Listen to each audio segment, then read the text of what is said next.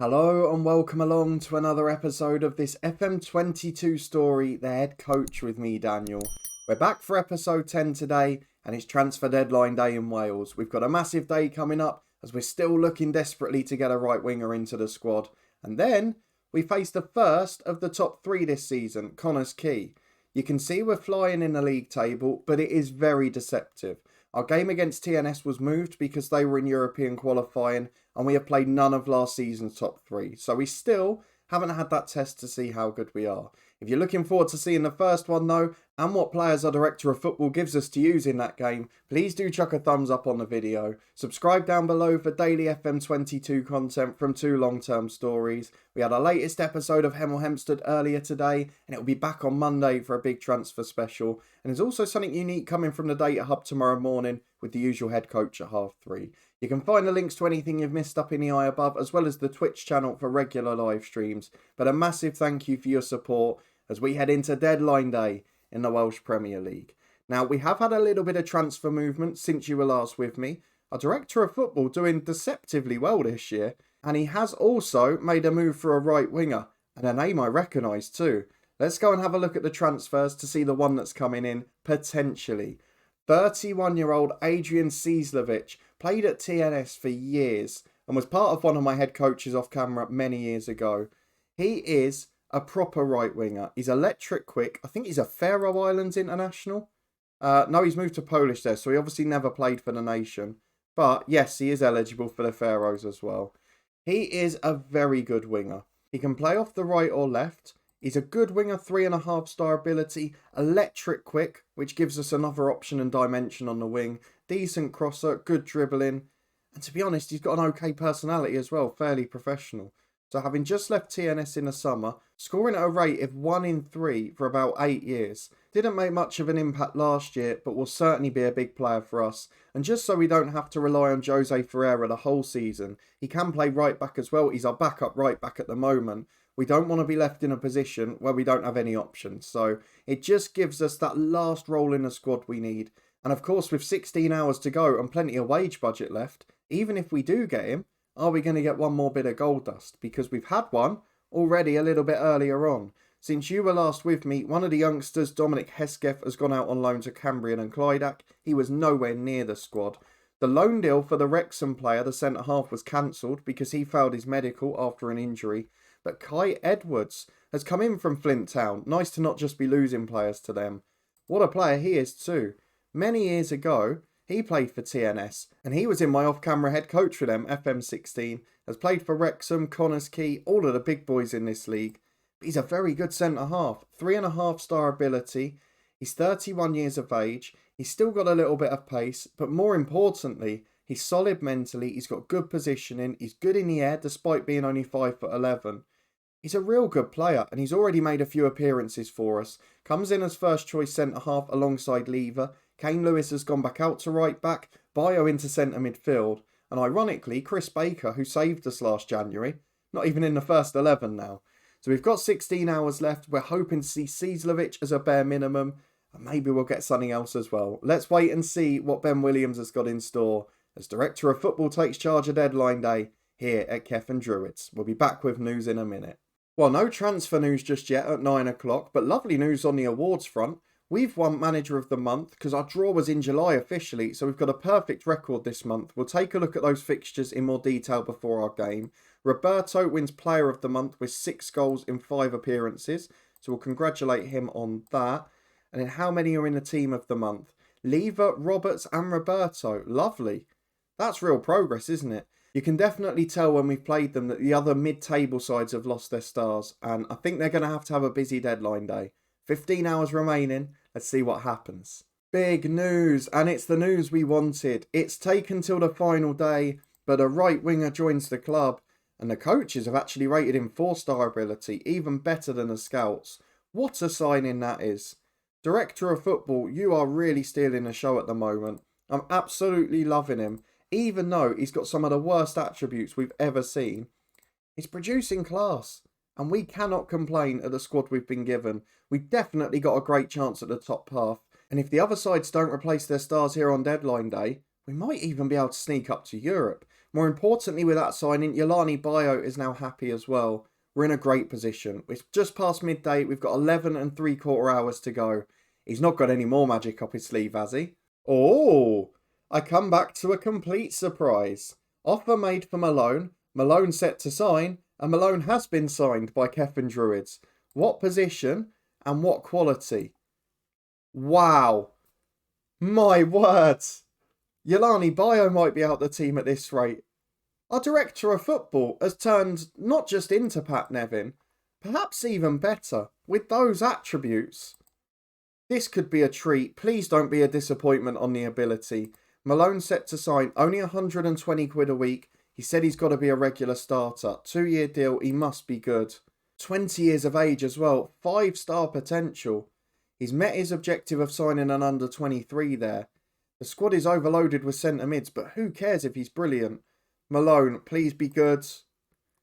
Right, rated better than Pavel Vieira. What's he like? Wow, I am a happy man because he is a very good footballer.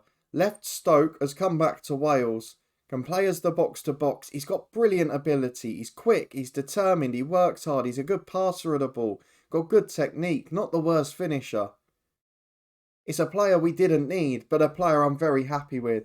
And if we can gradually introduce these to the team in the next month or two, we're going to have a great season. We must have one of the best squads outside the top 2 now. What a director of football we've got. Ben Williams, I was so wrong about you at the start. What have you changed us to now? So now we've gone up to expecting to finish 5th. And we've already beaten Barla, who are expected to be 4th. So if we can get a result against Quay in this episode, I'll start to believe. We have now reached the end of the window. There is no more magic today, I'm afraid. But what a surprise. What a real bonus we got on deadline day. We got the right winger we needed. And then he turned up with a top-class young centre mid as well. I see Jack Evans, who left Pennybont, has gone to TNS. They're going to walk the league this year. He's really good. And then they've also signed Lewis McLeod, the former Rangers man. Was playing for Plymouth most recently and again is a very good footballer. So it looks like it's going to be a one-horse race. I just want to see, though, who else has been bought, because some of these clubs had to improve. They lost so many stars, but it doesn't look like many of them have got great players in. Flint Town have been loaning players from the EFL, which is a good sign. One from Cardiff, one from Bristol City. But I don't see that they've replaced all of the big internationals they lost in the summer. So I think we've got a chance this year. Whisper it quietly in case it goes wrong, but I'm very excited. We'll skip ahead to the Quay game, take a look at our results off camera, and then try and continue our brilliant start against the first top 3 side of the season we face. We'll be back in a moment. We are back to face Quay, a big test for the first time this season. We play one of last year's top 3. They were the runners-up. They were the champions the 2 years before, of course. And we want to try and test ourselves against them, because against the bottom half sides in the league, we've done pretty well so far. If we have a look at the schedule to see the results, I will just say that bar 2 games, and particularly away from home, we've nicked 1-goal wins, and that can turn very quickly. So we won 3-0 against Barla. It was actually a game where Barla were the better team, but Roberto was on fire, got a hat-trick, wrapped up well before the hour mark in that one, and we owed him a big one because we weren't great in that game. Jacob Lever winning everything in his own box defensively, and Ben Coley having a great game too. Against Ruthin away in the cup, we took a gamble, rested everyone, put in loads of youth players, but Nathan Nichols, the young striker from last year's youth intake, got the first one, and Luke Cooper, who was signed in the summer, is going to be a very fringe player now. Scored a great header to win it on the stroke of half-time. At home to Flint Town, we won 3-1. Nick Roberts got his second of the season, as well as Roberto and Vieira. Interesting to see George Harry, who was released in the summer by the director of football, has gone to Flint Town and scored a great goal against us. Against Haverfordwest, we won 2-1. Charlie Edge with a penalty and Nick Roberts early in the first half.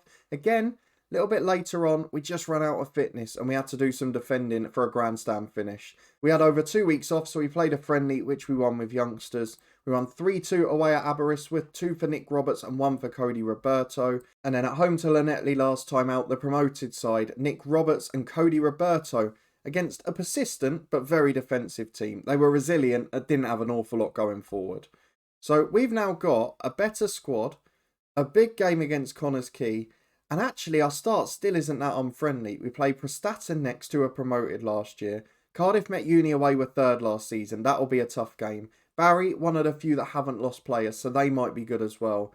But then we've got the likes of Pennybont, Flint Town, who have improved towards the end of the window, and then TNS twice in 3 games. That leads me on to something I've got to show you very quickly. This is purely for the benefit of those who are following the Bangor City save last year, our Build a Nation, because you know my opinions on TNS in that career. However, look at them here. First full season, into, you're going to be able to guess it, aren't you? Into the Europa Conference, beat Linfield. It's absolutely ridiculous. It infuriates me. And some of the players they've signed this summer, by the way, we've looked at Jack Evans, but some of the other ones, the likes of Michael Falevi, the loan player they got in from Arsenal, getting Stephen Duke McKenna from QPR, they're players of the standard they had at the end of the save in the 20 years last time. I'm so annoyed that they've signed so well and improved so much, because it just shows how poor they were in our save last year. But that's another argument for another day. I'm just getting frustrated about an old save there. Let's go and get into the big game against Connah's Quay. Our first real test against the top side this year. And it's going to be an indicator of how far we can go. However, I have had to take a calculated gamble. The 2 boys that came in on deadline day were ferociously unfit. So Ceslovic and also Malone. So what I did, we had an under-19 game yesterday. I played Malone for the 90 minutes just to build his match sharpness. And then he'll play against Prestatyn for an hour or so in midweek. Ceslovic, I'm doing the opposite. He came off the bench for 20 in the game yesterday. He's now going to play in this one and maybe have the rest in midweek. What I haven't decided is whether I'm going to start him or whether I'm going to drop him to the bench, because Jose Ferreira now getting more comfortable as a natural right midfielder. So I think he's up to unconvincing now, which has taken him up to 1.5 start in that role. He has played well. He's also the first Cefn Druids player to follow us on social media, so we probably have to give him a little bit of leeway now, don't we? But the rest of the team is really good. Kane Lewis is back out to right back. Edwards and Lever are a good centre-half partnership. Steve Peters will start on the left. Ben Coley, of course, a solid keeper. We're going to bring Yelani Bayo. No, he's going to stay on the bench. Chris Baker will stay in midfield with Vieira. Edge and Ferreira on the wings. And then Roberts alongside Roberto up front, both with 6 goals already this year. If they can add to that, we might get a result today. The fact we've got the likes of Yelani Bayo, Ceslovic, who's just come in, and Stanton and Nichols on the bench, we've got a really good squad. I'm so optimistic about this season now. And of course, we've got to look at the other side. If we're high flying, even with our friendly start, and we are in, say, 3rd place, and then the Wrexham job comes along, or the Newport job comes along, have we got a chance to get a Welsh club in the English pyramid? Because that's the natural next step in this head coach, I feel. Let's get into the game then. You've seen the 11 and see if we can step up to match the higher level opponent. If we do, sky's the limit for this team. And this is the side we're up against. Connah's Quay, one of the few sides that have been able to keep a good team. The likes of Jake Howes they signed last year. They've also got Lewis Lynch. That's Lewis Lynch from Pennybont on the opening day, isn't it? So 2 episodes in a row he's playing against us. The best youngster in the league, and he's gone to one of the bigger sides. That's a blow for Pennybont, but might help his development. Still got Reece Taylor, Josh Hosey, Craig Curran, really good players. I just want to check that's the same Lewis Lynch, because he scored the equaliser against us last time, didn't he, for Pennybont?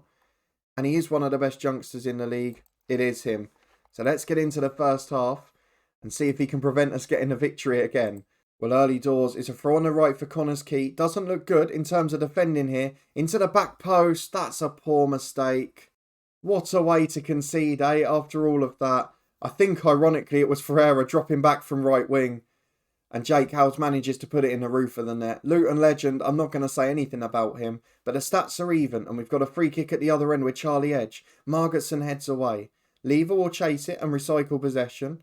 Can we get the ball into the box though? Peters to Baker. Up to Ferreira. Can he make amends here? Into the area he goes. Across to Nick Roberts. And right on cue, Jose Ferreira turns up to make amends for his mistake. Nick Roberts continues his brilliant scoring form. And we look good even against the runners-up last year. As we're back with Connah's Quay in possession, I think the thing that's most against us here is they've got a massive pitch. And that doesn't suit us, particularly fitness-wise, in the second half. Murphy gets to the byline again. Back to the edge of the box. Baker loses his challenge. But Coley, what an upgrading goal. Curran was offside and in his eyesight, but he still saved it. And with half an hour gone, we're competing. They're just about the better side, Quay, but we're on level terms and we've been good value for it defensively. As we've got a throw right by our own corner flag here with Peters. Down the line to Charlie Edge, who we need to stay fit now. He goes back to the fullback. Peters brings it forward. There's not really much pressure on the ball. Maybe that's a benefit of the big pitch. Though Vieira gives it straight back to Margetson, who loses it to Roberto. Roberts back to Ferreira on the right wing. Got support from the fullback. Instead, goes in behind to Roberts. He's put him in one-on-one. It's a brilliant chance. And it's a brilliant save by Reece Taylor. Jose Ferreira, having a game of his life since that mistake, certainly made amends. As Charlie Edge puts the outswinging corner in, beats everyone in the end. 2 minutes to half time though, and we're decent value for a draw. We certainly don't look out of place against top 6 sides. And if we can be best of the rest after TNS and maybe Connah's Quay, we're going to have a really good season. It's just about remaining consistent and trying to minimise those mistakes at the back. So I'm going to pump the fists, I think. I'm going to tell the lads they'll be fine if they keep going. And into the second half we go, level pegging against one of the best sides in the division. Well, we've reached the 65-minute mark. We've got a knock to Nick Roberts up front, and we've got a couple of poor performers in the middle. And Charlie Edge just cannot stay fit. So what we're going to do is we are going to replace the injured Nick Roberts with Christian Marr. We're also going to go for, I think maybe the 2 tired wingers, because the midfielders aren't that bad. So Joe Stanton on the left wing, or do we rest Charlie Edge in midweek? I think we might play him here. Jose Ferreira's knackered as well, but he's not going to start in midweek either. So Joe Stanton will come on the left wing, and then in midfield, Chris Baker's nervous, so Yolani Bayo. What a replacement that is. One of the stars of the 11 last year. And here he's sitting on the bench and waiting in the wings. 15 to go, it's an even game. I'm so proud of how far we've come. Our director of football takes so much credit, and these lads are really performing, as Peters has got a throw at left back to Vieira. Has struggled a little on the big pitch here. Stanton to Bayo to Roberto. Wouldn't mind nicking it late on. Mar flicks on. Roberto on the left and Stanton. But they get mixed up, and in the end, neither of them chases it. It's back to the Connah's Quay keeper. It would be heartbreaking to lose this, but now I know we can compete. I've not really got any worries. Lever goes long to Harrington, who intercepts. He plays it out to Hosey, the right back. I do worry about the fitness though. Both fullbacks, both wingers. Vieira now even looking tired. Roberto up front, nothing left in the tank. That might be the only thing that holds us back here. As Jake Howes picks it up on the left, the goal scorer. Try to release him down the wing again, but Lewis intercepts. Playing really well and adapting back to fullback. Here's Roberto. Through ball to Marr. He's not got any pace, but he can finish. Can he do it here? Christian Marr! Yes, yes, yes. We have got a great side at Cefn Druids. Never in the history of this save at our first club has a director of football given us such a good side. I am absolutely loving life at Cefn Druids. Ben Williams a large part of that. And these boys, they're just delivering. Everyone's turning up for the big games. It is Connah's Quay Nomads, the runners-up last year, 1. Cefn Druids, 2. We played absolutely brilliantly, and while TNS are professional and a million miles ahead because they've wrapped up all the best players in the league, we have got a real opportunity to be the second best team here. I know that consistency and fitness is going to be a question. If we start to get 3 or 4 injuries like we did last year, can we compete? We've got a better chance than last year. Let's go and have a look at the schedule for when we're next going to be back. But I'm absolutely buzzing. That was without our 2 new signings as well. Cizlovic, a good 20-minute impact. Malone, a brilliant 90 minutes in the under-19s. They're both going to make debuts in midweek. We've won 6 straight games, including now one of last year's top 3. And I am so hopeful and optimistic that this is going to be a great season. Let me know what you think of the Director of Football's work. If you have enjoyed it, please do chuck a thumbs up on the video. I think we're going to come back for that game away to TNS on TV. If we're still unbeaten at that stage, then we will know it's going to be a great year. But what a performance. The lads are building momentum and the squad depth, probably one of the best in the division now. If you're looking forward to finding out how we get on this year and you haven't already, please do subscribe down below and turn that notification bell on. This one will be back at 3:30 tomorrow and every day next week through the beta. You can catch up with our One Club story at Hemel Hempstead in the eye above too. That one's back on Monday with a transfer special. And tomorrow morning we've got a very special episode from the Data Hub. I'd love it if you could come and check it out. You can also click in the eye above to find the link to our Twitch channel where we've got regular live streams from Derby County. We'll be live 10 AM tomorrow morning for a Sunday special, presuming I haven't been sacked, of course. I'm recording this a few days in advance. But a massive thank you for watching, for supporting the new season. What a transfer deadline day from the Director of Football. I feel like we've made real progress. And for once, at our first club, we've been given the tools. Now for the next 4 months, it's our job to go and deliver. Will we be able to? I'll see you next time to find out.